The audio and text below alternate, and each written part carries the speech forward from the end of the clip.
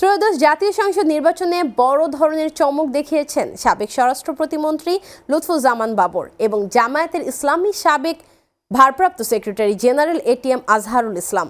মৃত্যুদণ্ডের রায় মাথায় নিয়ে দীর্ঘ ১.৫ দশকের বেশি সময় কারাগারে থাকার পর খালাস পেয়েই তারা দুজন সংসদ সদস্য নির্বাচিত হয়েছেন। কারাগার থেকে মুক্তির ১ বছর পরই মদন মোহন খালিয়াজুড়ি তথা নেত্রকোনা ৪ আসনে আকাশচুম্বী জনপ্রিয়তা নিয়ে জীবনে তৃতীয়বারের মতো সংসদ সদস্য নির্বাচিত হয়েছেন লুৎফুজ্জামান বাবর। জীবনের নানা ঘাত প্রতিঘাত এবং উত্থান পতনের মধ্য দিয়ে সারা দেশেই তিনি এখন আলোচিত ও প্রভাবশালী একজন রাজনৈতিক চরিত্র। ভিম লিকুইড এখন মাত্র ৫০ টাকা, তেল চর্বি পরিষ্কার করে এক ধোয়াতেই। ক্ষমতাচ্যুত প্রধানমন্ত্রী শেখ হাসিনার দীর্ঘ শাসনামলে টানা ১৭ বছর কারাগারে ছিলেন তিনি। বন্দী থাকা অবস্থাতেই ২০১৮ সালের ১ অক্টোবর ১০ ট্রাক অস্ত্র মামলায় তার বিরুদ্ধে ফাঁসির রায় দেওয়া হয়।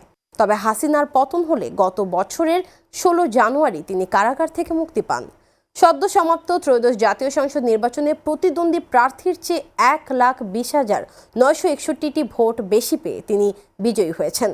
তার ১,৬০,৮০১ ভোটের বিপরীতে প্রতিদ্বন্দ্বী জামায়াত ইসলামের প্রার্থী পেয়েছেন মাত্র ৩৯,৮৪০ ভোট। অন্যদিকে ত্রয়োদশ জাতীয় সংসদ নির্বাচনে রংপুর ২, বদরগঞ্জ ও তারাগঞ্জ আসন থেকে ৫৯,৭৭০ ভোটের ব্যবধানে ধানের শীষের প্রার্থী মোহাম্মদ আলী সরকারকে পরাজিত করে জয়ী হয়েছেন এটিএম আজহারুল ইসলাম। দাঁড়িপাল্লা মার্কায় এটিএম আজহারুল ইসলাম ভোট পেয়েছেন ১,৩৯,৬৮০। তার নিকটতম প্রতিদ্বন্দ্বী মোহাম্মদ আলী সরকার ধানের শীষ মার্কায় ভোট পান ৭৯,৯১০।